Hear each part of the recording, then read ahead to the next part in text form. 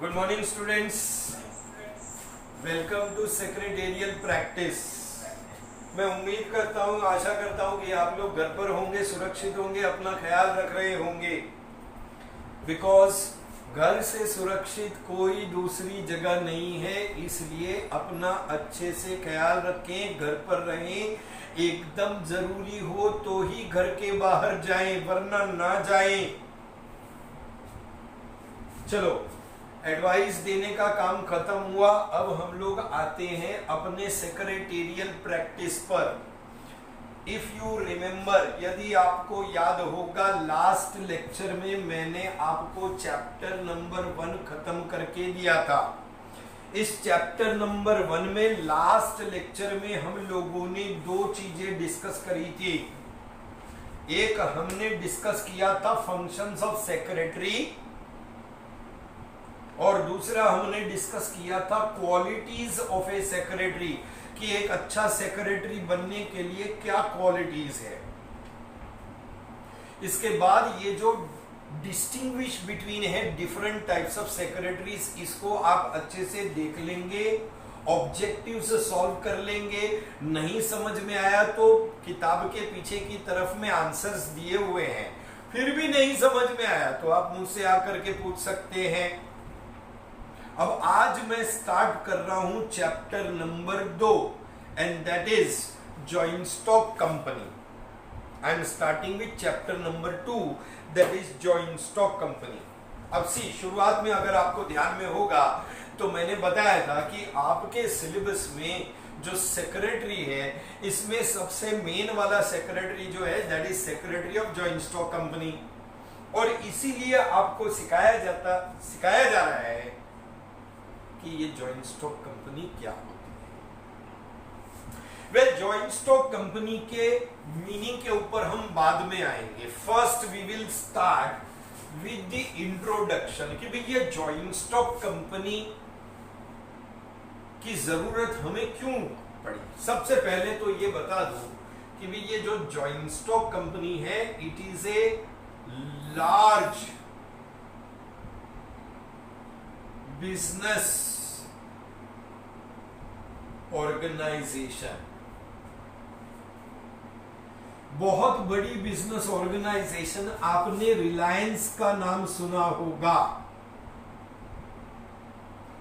आपने टाटा का नाम सुना होगा, टाटा कंपनी। आपने मारुति का नाम सुना होगा, मारुति उद्योग लिमिटेड, जो कि कार्स बनाती है। ये सभी कंपनियां हैं लार्ज बिजनेस ऑर्गेनाइजेशन। अब इनकी शुरुआत कैसे क्या हुई, तो अगर हम इसके बारे में बात करें तो आपको ध्यान में होगा, इन 1760, सन 1760 इंग्लैंड में शुरू हुआ इंडस्ट्रियल रेवोल्यूशन।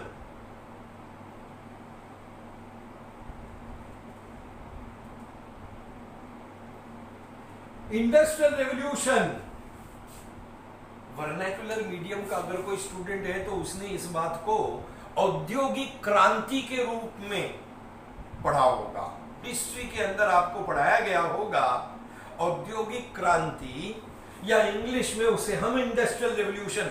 इस इंडस्ट्रियल रेवोल्यूशन की शुरुआत सन 1760 में इंग्लैंड में हुई, जब स्टीफनसन नाम के व्यक्ति ने स्टीम इंजन का आविष्कार किया।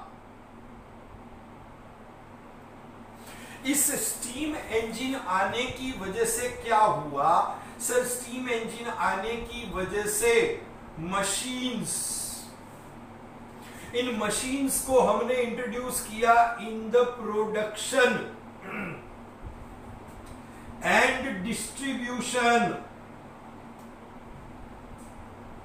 Production and distribution of goods and services, goods and services के उत्पादन में और उसके डिस्ट्रीब्यूशन यानी कि वितरण में बड़ी बड़ी मशीनों का इस्तेमाल होने लगा, क्योंकि इंडस्ट्रियल रेवोल्यूशन, औद्योगिक क्रांति में स्टीम इंजन आया। इस स्टीम इंजन को हमने जब मशीन्स में इस्तेमाल करना स्टार्ट किया। अब बेसिकली क्या हुआ कि लार्ज स्केल में प्रोडक्शन होने लगा।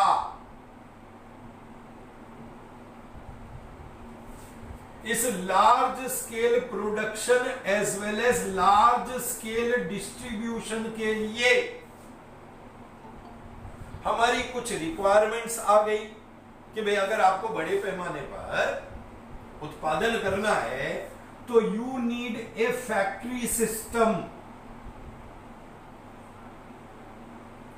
फैक्ट्री सिस्टम एक ऐसा सिस्टम है जिसमें बहुत बड़ी जगह पर एक मैन्युफैक्चरिंग फैसिलिटी या सुविधा होती है, बहुत सारी मशीनें लगी हुई होती है, बहुत सारे मजदूर काम करते हैं।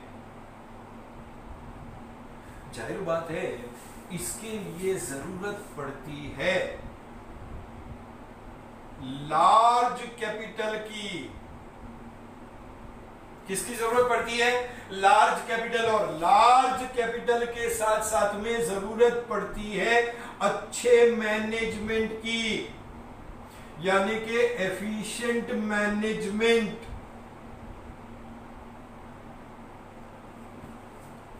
इस लार्ज कैपिटल और एफिशिएंट मैनेजमेंट की जरूरत को पूरा करने के लिए ही हमने इंट्रोड्यूस किया जॉइंट स्टॉक कंपनी। किसको इंट्रोड्यूस किया? जॉइंट स्टॉक कंपनी को। क्यों? क्योंकि हमें चाहिए था लार्ज कैपिटल और एफिशिएंट मैनेजमेंट। तो बेसिकली अगर हम देखें तो मानव इतिहास में 1760 एक टर्निंग पॉइंट था इंडस्ट्रियल रेवोल्यूशन के रूप में। और इस इंडस्ट्रियल रेवोल्यूशन ने हमारे उत्पादन और वितरण के तरीके को, यानी कि प्रोडक्शन और डिस्ट्रीब्यूशन करने के तरीके को बदल दिया। 1760 से पहले, 1760 से पहले हालात अलग थे, 1760 के बाद हालात बदल गए। क्या फर्क आया? That is before industrial revolution and after industrial revolution। उस डिफरेंस को, उस फर्क को थोड़ा सा देख लेते हैं। तो मैं आपको थोड़ा सा टाइम दे रहा हूं, आप इसको क्विकली अगर कॉपी डाउन करना चाहते हैं तो कॉपी डाउन कर लें, अदरवाइज आप इसका एक पिक्चर क्लिक कर ले, स्क्रीनशॉट ले लें। हट जाता हूं मैं इधर, यस, क्योंकि मैं इसको मिटाने वाला हूं।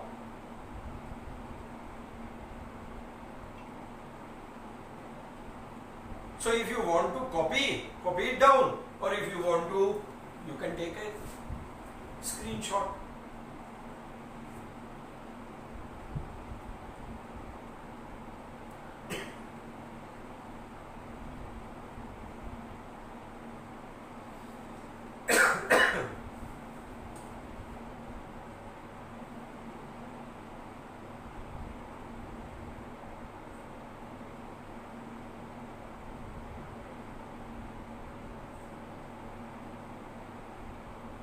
ओके, अब आगे बढ़ते हैं। टॉकिंग अबाउट द डिफरेंस, 1760 से पहले क्या हालात थे और 1760 के बाद में हालात में क्या बदलाव आए।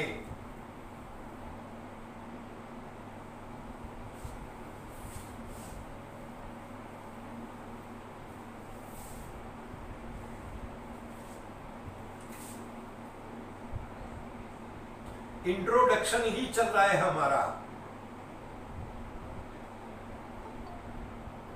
इस इंट्रोडक्शन में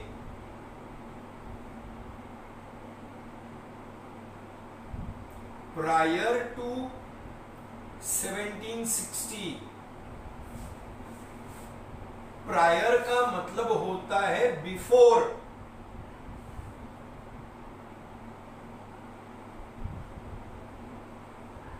इंडस्ट्रियल रेवोल्यूशन।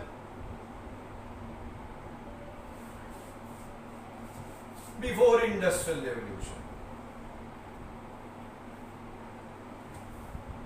और फिर 1760 के बाद, दैट इज पोस्ट 1760। पोस्ट का मतलब है बाद, प्रायर का मतलब पहले, पोस्ट का मतलब बाद, यानी कि आफ्टर इंडस्ट्रियल रेवोल्यूशन। अब एक एक करके फर्क देखते जाना, 1760 से पहले क्या था और 1760 के बाद क्या सिचुएशन है। प्रायर टू 1760, बिफोर 1760 हम जो प्रोडक्शन करते थे वो स्मॉल स्केल पर किया जाता था, बराबर है। सो देयर वाज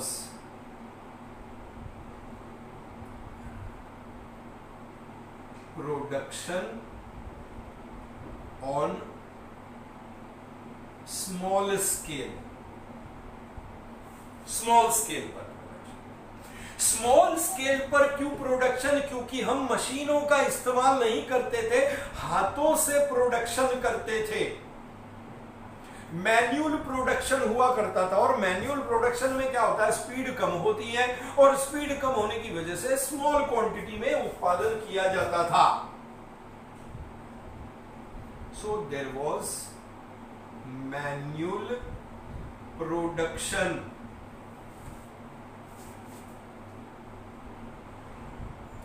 हैंडमेड, मशीनों का इस्तेमाल नहीं करते थे, छोटे मोटे जो औजार होते थे उन्हीं की मदद से उत्पादन किया जाता था।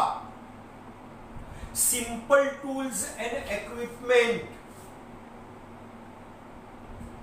Simple tools and equipment use करते थे।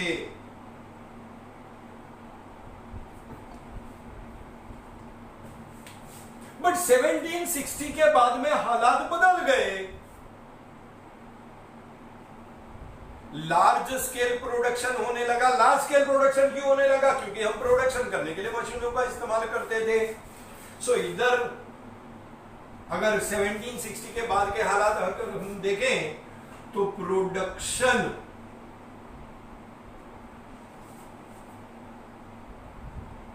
On large scale, production on large scale.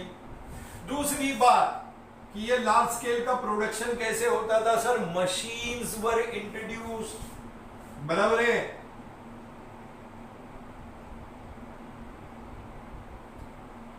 Modern machines and equipment का इस्तेमाल होने लगा। 1760 के पहले, इंडस्ट्रियल रेवोल्यूशन के पहले जो स्मॉल स्केल में हम प्रोडक्शन करते थे वो प्रोडक्शन घरों में ही होता था। लोग अपने घर में ही उत्पादन करते थे।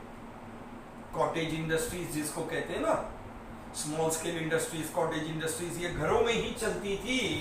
सो डोमेस्टिक प्रोडक्शन होता था।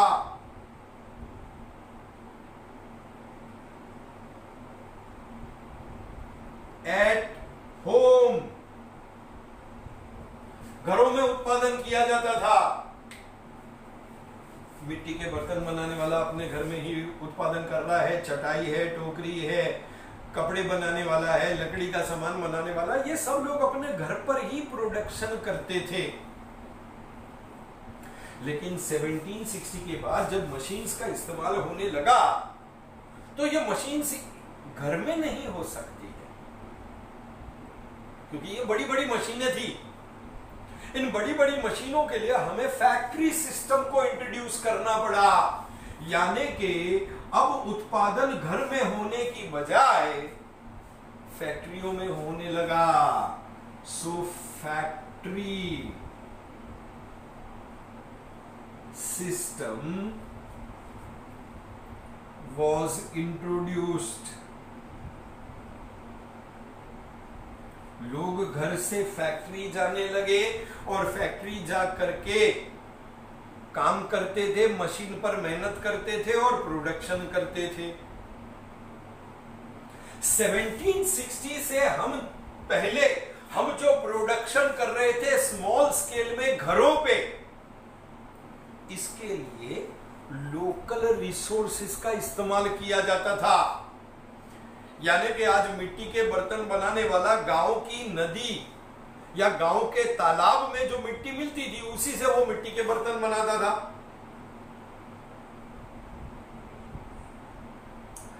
लोकल अवेलेबल जो भी रिसोर्सेज होते थे उसी से उत्पादन किया जाता था कि भाई मेरे आसपास में जो कुछ भी मिलेगा उसी को मैं अपने प्रोडक्शन के लिए यूज करूंगा। So local resources for production, local sources का इस्तेमाल करते थे या लोकल रिसोर्सेस का इस्तेमाल करते थे उत्पादन करने के लिए कि भाई आसपास में जो कुछ भी मिलता है उसी से मैं प्रोडक्शन करूंगा और प्रोडक्शन करके बेच के आऊंगा।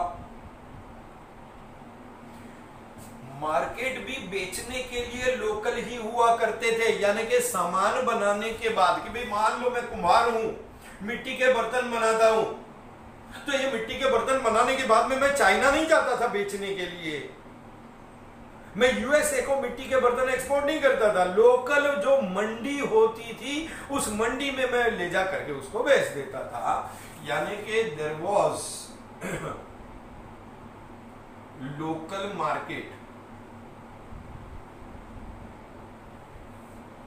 ये देख, प्रोडक्शन के लिए जिस साधन की आवश्यकता थी वो भी लोकल रिसोर्सेस थे और प्रोडक्शन हो जाने के बाद बेचने के लिए भी उसे लोकल मार्केट में ले जाके बेच दिया जाता था। क्यों लोकल? अरे लोकल इसलिए क्योंकि उस समय में ट्रांसपोर्ट के साधन अवेलेबल नहीं थे, मॉडर्न मींस ऑफ ट्रांसपोर्ट नहीं था, चुक गाड़ी नहीं था, रे हवाई जहाज नहीं था, देश विदेश ले जाऊं कैसे, विदेश से रॉ मटेरियल लाऊं कैसे। So modern means of transport were not available. No modern means of transport। बैलगाड़ी होती थी, ऊंट गाड़ी होती थी, ऐसे ही किसी साधन का इस्तेमाल करके मैं अपने प्रोडक्ट को लोकल मार्केट तक लेके जाता था और लेके जाने के बाद उसे लोकल मार्केट में बेच देता था। 1760 के बाद एक हालात में बदलाव आया, फैक्ट्री सिस्टम आ जाने के बाद अब मैं लार्ज स्केल में प्रोडक्शन कर रहा था। लार्ज स्केल में लोकल में अवेलेबल रिसोर्सेस कम पड़ते थे तो मैं दूर दूर से साधन मंगाने लगा। गाड़ी बनाने वाली कंपनी विदेशों से आयरन और स्टील मंगाने लगी। सो बहुत सारे मटेरियल्स दूसरे देशों से दूर दूर से लाए जाने लगे। सो यू कैन से resources from far of.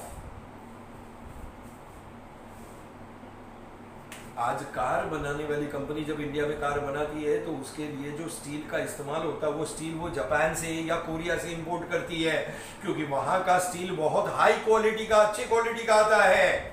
So that is how resources दूर दूर से लाए जाने लगे।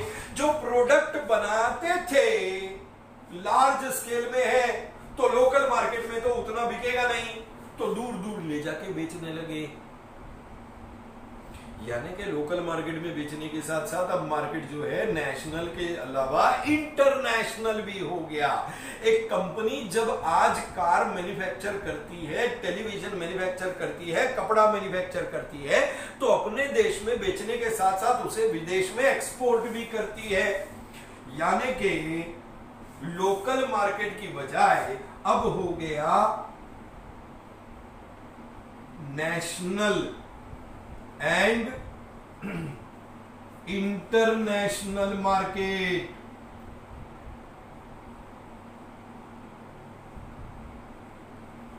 नेशनल एंड इंटरनेशनल मार्केट हो गया।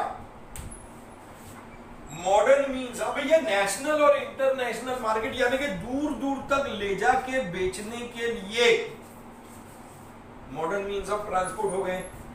पहले क्या मॉडर्न मीन्स ऑफ ट्रांसपोर्ट नहीं थे, अब modern means of transport available हो गए। So in modern means of transport में रेलवेज है, एयरलाइंस है, बड़े बड़े शिपिंग कंपनीज की शिप्स है, इनके जरिए मैं दूर दूर के देशों में ले जा करके अपने प्रोडक्ट को बेच सकता हूं। So there is modern means of transport available. 1760 के पहले क्यों कि मैं स्मॉल स्केल पर बिजनेस कर रहा था, लोकल मार्केट में ऑपरेट करता था, इस वजह से मुझे चाहिए था लेस कैपिटल। मुझे क्या चाहिए था? मुझे चाहिए था लेस कैपिटल। बहुत कम कैपिटल से मैं अपने घर में ही छोटा मोटा काम शुरू कर लेता था, लोकली अवेलेबल रिसोर्सेज का इस्तेमाल करता और उसको मार्केट में ले जाके बेच देता। लोकल मार्केट में ले जाना था मुझे, उसके लिए कोई ट्रक की आवश्यकता नहीं थी, बैलगाड़ी में डाल के ले जाके बेच देता था। तो मेरे को बहुत कम कैपिटल की आवश्यकता थी, और क्योंकि मेरा बिजनेस छोटे पैमाने पर था इसलिए मेरे को बहुत ज्यादा मैनेजमेंट एबिलिटी की भी आवश्यकता नहीं थी कि मेरे पास एमबीए का डिग्री होना चाहिए तो ही मैं अपने मिट्टी के बर्तन का बिजनेस चला पाऊंगा। अरे मिट्टी का बर्तन का बिजनेस करने के लिए, कपड़े बनाने के लिए, लकड़ी का सामान या फर्नीचर बनाने के लिए क्या एमबीए की डिग्री चाहिए? क्या बीएससी या एमएससी की डिग्री चाहिए या सिविल इंजीनियरिंग की डिग्री चाहिए? नहीं। एफिशिएंट मैनेजमेंट की भी आवश्यकता नहीं थी। There was, you can say, management की एबिलिटी अगर कम होगी तो भी चलेगा, लेकिन 1760 के बाद में हालात बदल गए दोस्त। 1760 के बाद हम लार्ज स्केल में प्रोडक्शन करने लगे। इस लार्ज स्केल में प्रोडक्शन जो होता था वो फैक्ट्री सिस्टम में होता था।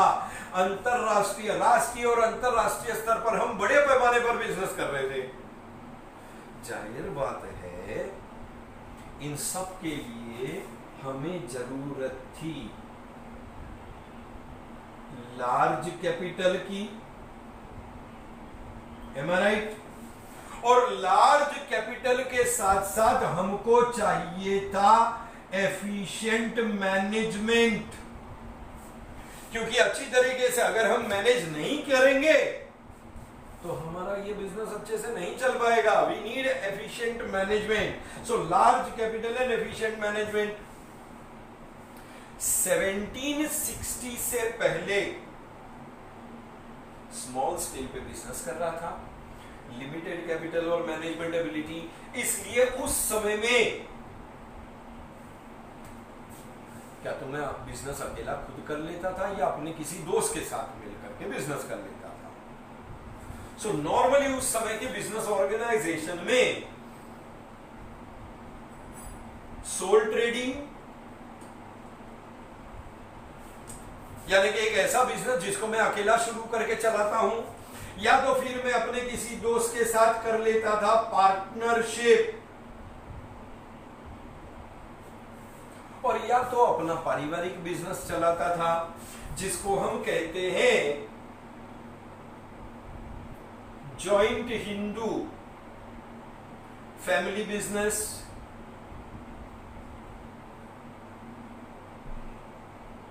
Joint Hindu family business. So 1760 से पहले इस प्रकार के छोटे बिजनेस ऑर्गेनाइजेशंस आपको देखने को मिलते थे, जहां पर एक अकेला व्यक्ति सोल ट्रेडिंग के रूप में, 2-3 व्यक्ति पार्टनरशिप के रूप में, या एक परिवार जॉइंट हिंदू फैमिली बिजनेस के रूप में अपने ऑर्गेनाइजेशन को चलाता था, बिजनेस कंडक्ट करता था। क्योंकि बिजनेस छोटे पैमाने पर हो रहा था, लिमिटेड कैपिटल चाहिए था, लिमिटेड मैनेजरियल एबिलिटी चाहिए थी, वो ये जरूरत पूरी कर देता था। लेकिन 1760 के बाद देख लार्ज कैपिटल क्योंकि लार्ज स्केल पे बिजनेस कर रहे हैं, एफिशिएंट मैनेजमेंट चाहिए। ये लार्ज कैपिटल और एफिशिएंट मैनेजमेंट की रिक्वायरमेंट सोल ट्रेडिंग या पार्टनरशिप या जॉइंट इनटू फैमिली बिजनेस पूरी नहीं कर सकता। इसीलिए हमने इंट्रोड्यूस किया जॉइंट स्टॉक कंपनी। क्या इंट्रोड्यूस किया हमने? इंट्रोड्यूस किया जॉइंट स्टॉक कंपनी।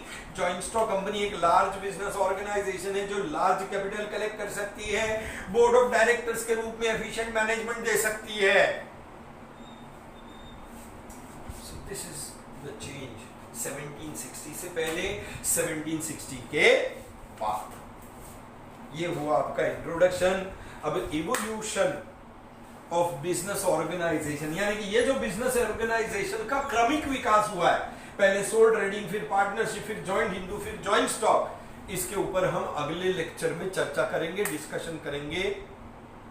तब तक के लिए आप घर पर रहें, सुरक्षित रहें। ये आप थोड़ा सा इंट्रोडक्शन का पैराग्राफ देख लेंगे। कहां मिलेगा आपको? ये मिलेगा on page number 16। Okay, in next lecture हम थोड़ा सा इवोल्यूशन की बात करेंगे, और इवोल्यूशन की बात करने के बाद we will be starting with meaning of joint stock company. इस चैप्टर में तकरीबन जॉइंट स्टॉक कंपनी का मीनिंग और जॉइंट स्टॉक कंपनी का फीचर्स है। Thank you very much, take care of yourself.